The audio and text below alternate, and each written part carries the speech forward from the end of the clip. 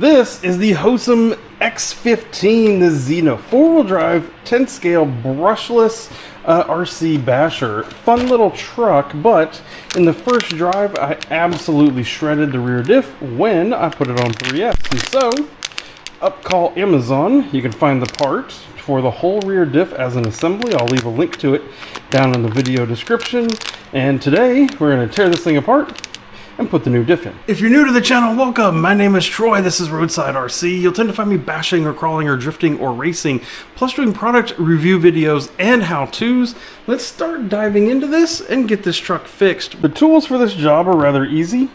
Flat blade screwdriver, small Phillips screwdriver head, and I'm using my handy dandy electric screwdriver just to make life easier, and then a pair of needle nose to help grab some of the pesky bits that are in there. Yes, what we are trying to get to is down here below the motor. This is the little Outrunner motor that's in this truck. We're trying to get down below here, underneath this cover, in through this whole diff case here. As you do this, a magnetic tray or something like that in order to help keep the tools aligned. And we're going to start by getting this cover. It looks like 1, 2, 3 screws, and to get the cover off the top of the motor.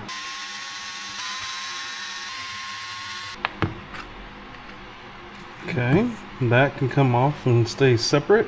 Now this is an example. All of these screws are feeling tight in here. They are still locked in, and I'll leave them there. End up separating this whole rear portion of the truck. 1, 2 screws here at the top still, along with 1, 2, 3, 4 here at the bottom, and we're going to separate out this whole chunk.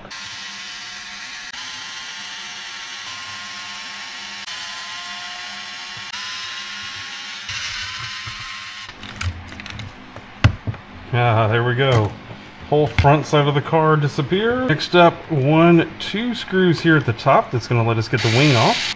And this is a very simple example of how I like to go ahead and just run those right back into this wing. Just a couple twists, and that way there's no question about where those screws go later. Similar right here for the rest of the wheelie bar.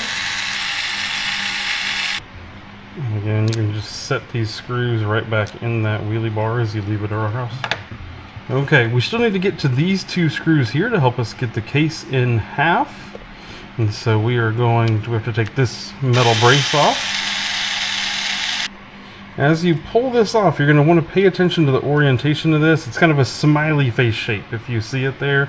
And there's a little square nub sticking out. You'll notice this is some little pin screws.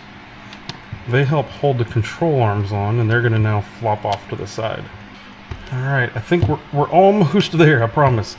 These 2 screws now that we just uncovered. And then there's still 2 up here. I don't know if my screwdriver's going to be able to get in there. 1 here and 1 down here in this corner. 2 more that I didn't see down here on the bottom. Dang. Oh, look at this. There we go. Now we separate out. Almost there. So now little screws right here on these drive cups. You're going to need to use your pliers in order to actually pull it out, otherwise it will not separate fully, which is, you do need it to separate. There it is. Now it's separated out. Notice where we're at, a couple of these other gears fell out, so we're going to look at how those need to go back in there. This is a great time to double check. Ooh, it even comes with new bearings and everything. I don't know if you can see it here on camera. I am missing teeth all around this little gear here, and that was my problem. Since this new diff does come so complete, we just literally are going to get rid of the old one. Note that inside here there's actually a blocker, so this gear can only go in one way. If you try to put this in the wrong way like this, it's going to hit a piece of plastic in there. That is great. Thank you, Hosim, for designing it that way. I almost put it in backwards, but you wouldn't have let me. So the gear has to go over here on this side. Put it in, and we'll get those screws in there. I actually went ahead and took one of the shocks loose in order to give it a little bit more freedom here, but also help you see what all's going on. So gear over on this side, that fits in beautifully. I'm going to slide this back in. This is that input gear that runs along it.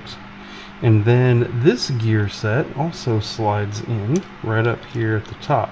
You're going to want to make sure that all the bearings are there, that all the bearings are seated in appropriately. Otherwise, it will give you grief later.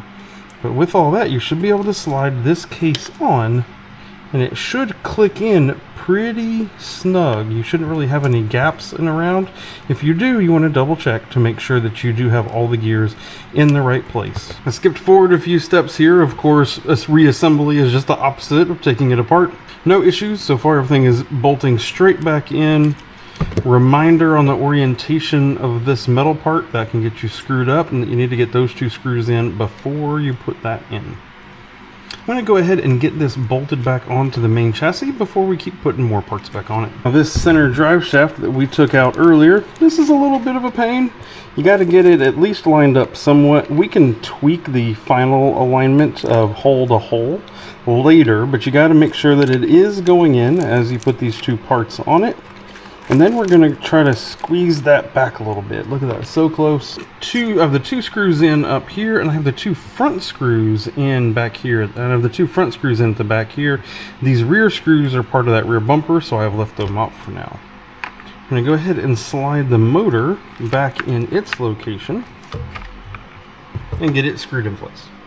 Ah, look at that. We now have all 4 wheels spinning again, and this Hosim truck is ready to go back out there and bash.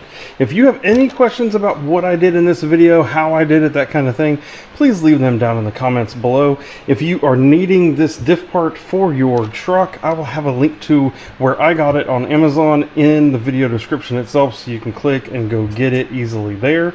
I hope this was helpful for you. If it was, please let me know, and maybe we'll see you in a new video. Thank you, and goodbye.